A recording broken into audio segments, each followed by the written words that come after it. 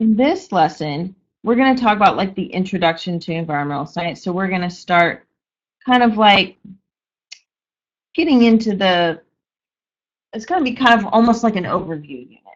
Okay, so we're going to talk about kind of, I guess, kind of give you an idea of what we're going to study at least this semester. Let's put it that way. So let's get started. So basically, we've got 4 problems right now on the planet that are they're trending upward and they're really causing some problems. Population growth. Now this is huge. Now I'm seeing on a lot of your discussions that that a lot of y'all don't understand or didn't expect overpopulation to be such a problem. An environmental problem. It seemed more of like a social problem. The reason that population growth or the increasing population growth is basically the root of all environmental problems is because, why do we, for example, cut down forests? Because we need to have places to grow plants for our food for our growing population, or we need places to build houses for our growing population. Why is, the issue of clean water? It's more difficult to get clean water for folks that the more people we have, the more water we need to have that is clean, the more sewage treatment we need to have so those people aren't putting their waste into the water, which then causes that water issue. The more loss of biodiversity we have because we're eating these animals or we're cutting down their habitats so we can live. All of that stuff is basically has a root in increasing population growth. So that's why they say that overpopulation is basically the root of all environmental problems. A decline in vital ecosystem services. These are things that we use the environment for. Negative impacts from climate change. Again, this is caused from our increasing population, using more and more fossil fuels and releasing more and more carbon, whether we're cutting down forests or whatever. And then loss of biodiversity. Excuse me. So these are problems that we're having in the environment that we're trying to that we're going to be studying here.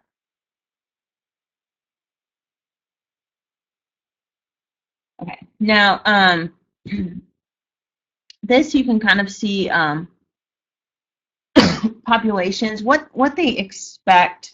And this is just a trend, a model, but they expect by 2030, which is, kind of close, using that observed trend, that's what the black is. And they expect that the population is going to crash sometime around 2030. What that means is we're going to reach the Earth carrying capacity. The Earth isn't going to be able to handle many more humans. So, okay, so here we are with the human population growth again. So basically, this is what I was trying to say. Most environmental problems are caused by the rapidly growing human population. We have over 7 billion people on the planet. In the last 25 years, it's grown by 2 billion. And by 2050, they expect we may have about 9.1 billion. And a lot of folks think that 9 billion is around the Earth's carrying capacity. They don't think the Earth can handle much more than that. Okay, and this is kind of this exponential growth right here. You can see this curve is very, very steep. Okay, so one of the problems with this growing human population is not only do we have this huge population, but most of the places that are growing the most rapidly are places where the poorest people live, right? And that makes sense because they can't afford birth control, they can't afford contraceptives. There is less education of females, which they've shown that the more females are educated, the less children they have, or the longer they wait to have children, and so they have less children. And so over 1 billion people on the planet live on less than $1.25 a day. That's like everything. Their housing, everything. That's not just like, oh, I didn't buy a soda today. That's everything that they do equals out electricity, if they have it, probably not. It all equals out to less than $1.25 a day, right? You can do the math. 365 days a year, that's not that much money, right? And then another 2.5 billion live on about $2 a day. Okay, so that's like 3.7 billion people on the planet. That's like half of the planet lives on like less than $5 a day. Okay, that's a lot, right? So that's where these people, that's where most of the people are coming from. They're not coming from. It's not like the United States is causing this huge rapid population growth. It's more of these poorer countries. They call them developing countries now, which we'll get to. So ecosystems, natural areas are declining, and there's like 3 reasons why, basically: agriculture, forestry, and fishing. Unfortunately, these areas are also responsible for 50% of the jobs worldwide. So 50% of the people on the planet that have a job work in agriculture, forestry, or fishing. Okay, and then in a lot of these developing countries, this is 70% of their work, right? So this is where they're making most of their money, which isn't all that much, but at least it's something. Okay. Climate change. In 1987, they had something called the Montreal Protocol. I would memorize this. Maybe not the year, but definitely the Montreal Protocol. This is going to be important. It wanted to stop the hole in the ozone layer, or the destruction of the ozone layer.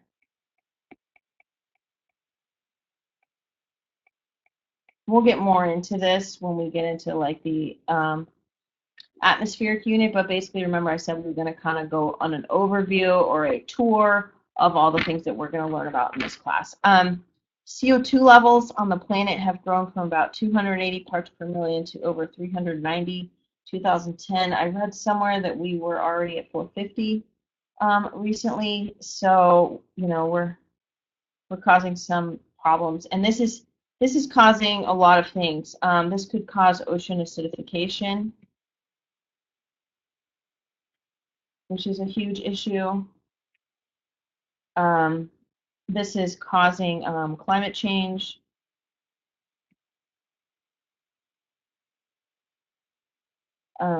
Climate change, you know, all the host of things that are going on with climate change. So these are the 2 big ones. So it can cause, there's a lot of problems with rising CO2 levels. Okay. Basically, the greenhouse effect shows that like solar energy comes into the planet here, and then we have a natural greenhouse in the ozone layer, which we want. We don't want to lose the greenhouse effect. We want some greenhouse effect, and basically what it does is that that solar energy hits the Earth, and then it bounces back. Let me see if I can do a different color. Okay, so it's hitting the Earth, and then it's bouncing off. Okay, some of it escapes into space, but some comes back. And what happens is if the greenhouse effect increases, okay, then you're going to have less and less and less going into space and more bouncing back, which is what heats the planet. Okay, so we want some heating of the planet, otherwise it would be too cold to live. But we don't want so much that it makes it too hot. Okay, so it's a balancing act. This is a graph that shows global temperature and carbon dioxide. Now, we need to talk about correlation versus causation. There is a website that I have for you guys on your course resource newsletter that's like spurious correlations, and it has like suicide by hanging is correlated with, you know, Disney movies or something like that. You know, how many Disney movies you've seen or something ridiculous. It's totally ridiculous, or like, you know, Swiss cheese, the pounds of Swiss cheese created or whatever.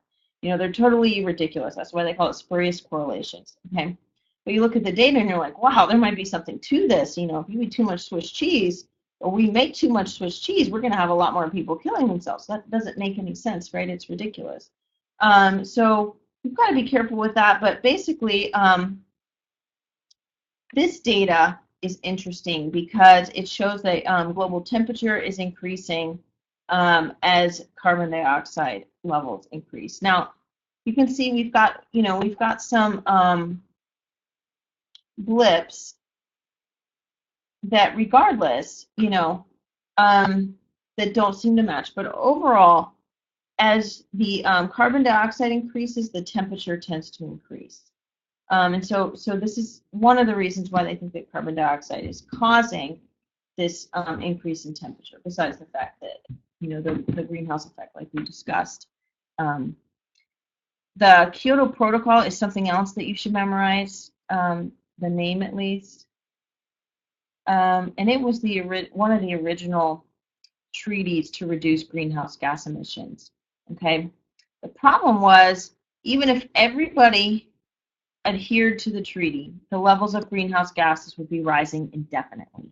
Okay, so it's not enough to reduce greenhouse gases or stop. And one of the problems is like even today, say we stopped emitting all CO2 into the atmosphere today. Okay, we still have some processes in motion that would cause CO2 in the atmosphere and the temperature to still continue to rise for a little bit.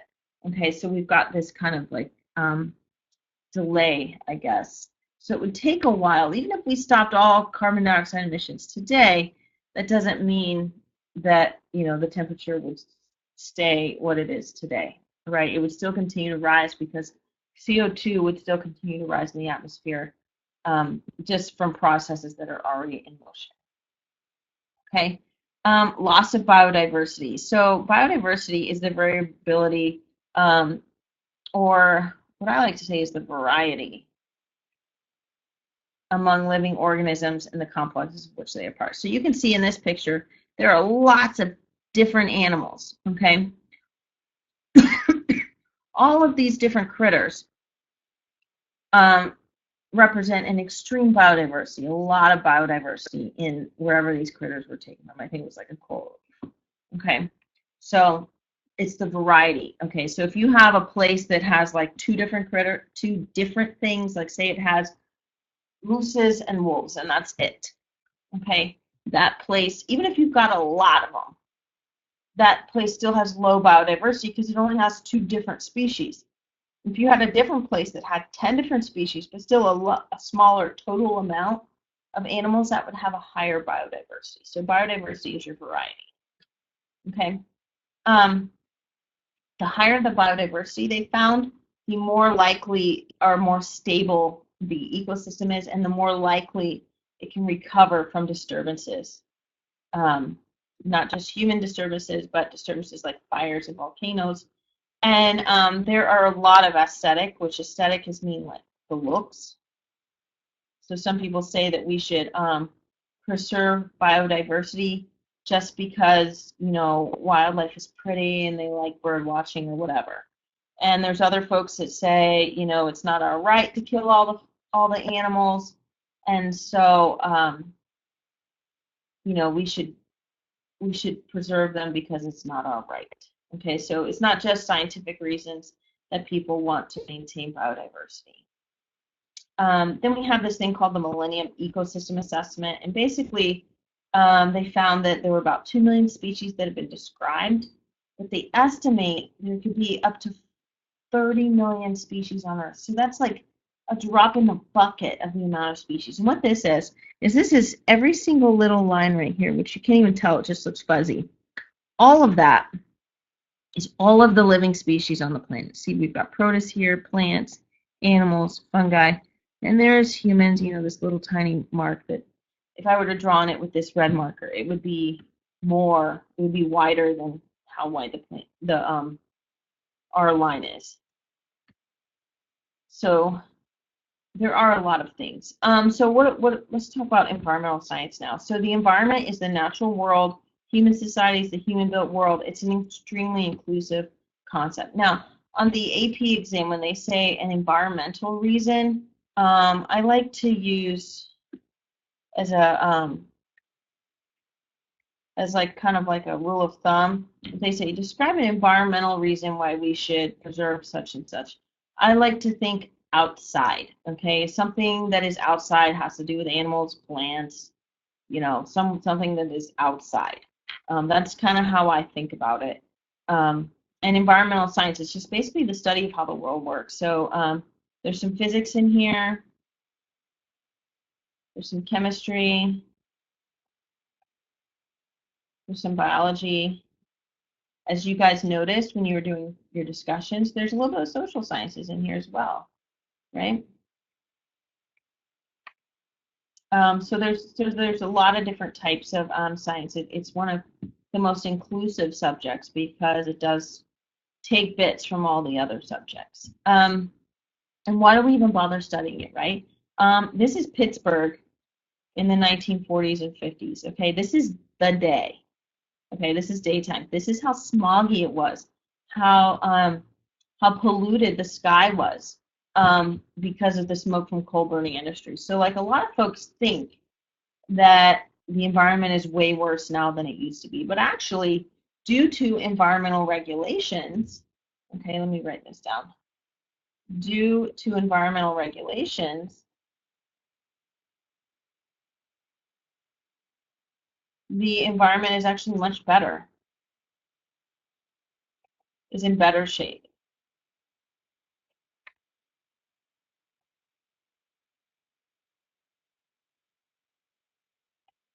A lot of people don't realize that. But that's why it is so important to keep these environmental regulations like the Clean Water Act, the Clean Air Act, Endangered Species Act, things like that, because they have really helped. This is in China in 2006. This is the Yellow River. Now, just because it's called the Yellow River does not mean it's supposed to be orange, right? This is pollution. Okay, this is raw sewage and chemical waste, right? And people, see this dog is like walking in it. I don't know that I'd let my dog walk in it, but so things like that. Those are reasons that we need to care about the environment and protect, this place that we live, even if it's from a purely selfish point of view of, we need to protect the place that we live. We need to make the place that we live nice, keep it nice for us, even if it's purely selfish. So Rachel Carson, this is Rachel Carson. She was actually a scientist, and she studied birds particular and like how they reacted to different pollutants. And she published Silent Spring in 1962, and basically she called it Silent Spring because she said that if we kept using pesticides like DDT the way we were using them, there would be a time when spring was silent. There would be no birds because all of the birds would be dead. And what she was noticing was that bird eggs were becoming very, very fragile and thin, and they were cracking and breaking before the baby birds had gestated long enough, and so they were dying and they weren't having any babies. The pesticides were magnifying up the food chain, and so these higher order predators like eagles and hawks and things like that, they were dying because they were getting such high concentrations of pollutants in their bodies, which we'll talk about how that happened a little later. And so she said that if we didn't do something to regulate or stop using these pesticides, then we would kill all the birds and the spring would be silent. Her book was very controversial at the time, but it actually kickstarted the modern environmental movement.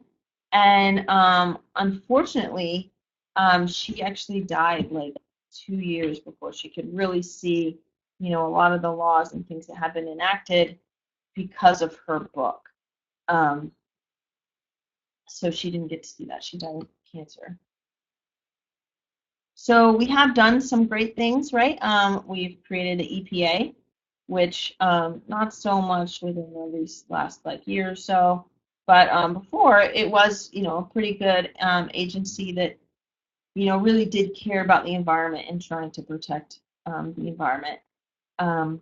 the leaders of the current leaders of the EPA, not so much, but anyway, the Environmental Policy Act, the Clean Air Act, the Clean Water Act, Marine Mammal Protection Act, Endangered Species Act, Safe Drinking Water Act, all of these things happened as a result of her book and are things that have improved our environment in the United States. So we have done some work, and these regulations, helped do that.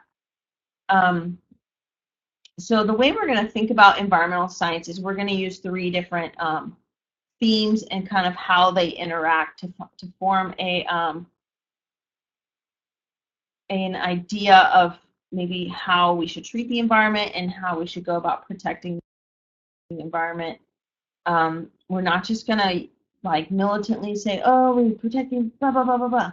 We're gonna use sound science is huge, right? We need to use sound science back up why we need to protect the environment. We need to talk about sustainability. Let's use things in a way that the next generation and the next generation can use them. So sustainability is basically like our key word for the whole semester. And then stewardship, right? We are stewards of this planet. We are taking care of it. How can we take care of this planet for the good of everyone? Not just the good of us right now, but also future generations.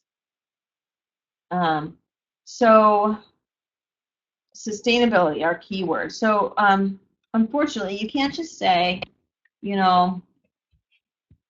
don't emit any air pollution, don't emit any water pollution, blah, blah, blah, because a lot of the things that we decide that we need, right? A lot of you probably, a sustainable system is, we can't just say not do anything bad, because, for example, like I was talking about walking to school, a lot of y'all can't walk to school or bike to school. You need to drive to school.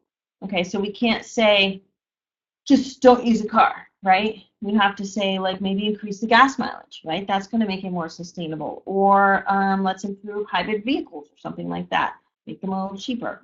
Or where we get our electricity from, let's try and make it, maybe solar panels or something like that. So what is sustainable? How can we continue something indefinitely?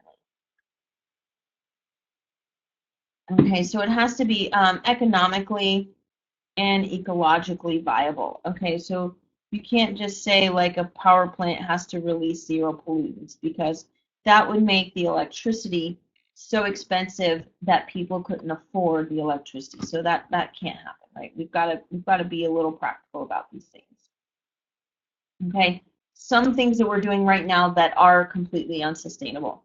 In forestry and fisheries, we are catching things or cutting down trees or catching fish at a rate that is more than the population can grow. This is the bluefin tuna fishery up here. These are bluefin tuna, and they are almost completely extinct. They are like $100,000 a piece, which is why people keep catching them, because we're just running out of them. It's like the high grade sushi tuna. It's very, very expensive. And then the cod fishery is actually already completely collapsed. They were catching so many fish and they weren't thinking about catching them in a sustainable manner that the cod fishery basically is no more. Okay, all of the people that worked in the cod fishery now do something else. Okay, there is no cod fishery because of this. Sustainable ecosystems. So we want natural systems that can persist and thrive over time. How do we do this? We want them to recycle nutrients, which is what naturally happens, right? We talk about the water cycle or the carbon cycle. We naturally recycle nutrients. We want to maintain the diversity of species in a balance. Okay, so we don't want one species eating all of the other species or something like that. And a lot of times we can use the sun as a source of sustainable energy. The sun actually sends so much energy to Earth, like way more than we could use. I want to say like in an hour, if we were able to capture all the sun that hit a certain spot on the planet in an hour, that would like be all of the energy we would need for like a year. We cannot collect all of that, but for example, not using solar panels, that energy's coming to the earth regardless.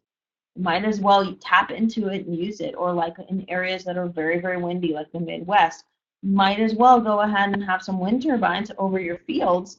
You know, the footprint of those is very small, so you could still grow your crops and things like that, but yet you can harvest that wind that you already get to help produce electricity. This bottle is kind of neat. This old man, he printed, I don't remember how many years ago he planted this. I want to say like 15 or 30. And it's been sealed the whole time. And basically it's got like a little bit of water in it. And, you know, the water, like, it gets humid in there. So the water like kind of collects up here. And then it drips down, you know, and then it wets the soil, it wets the plants, and then back and forth, back and forth. The plants produce oxygen, and then they take up CO2. It's really interesting. And he's had this, it's just been growing for years. And so that, you know, that's a sustainable ecosystem. This, I like to show this graphic. This guy planted a 1360-acre forest by himself over 30 years. So what he started doing is he started planting seeds, okay? And then he just kept planting some seeds, kept planting some seeds, kept planting some seeds.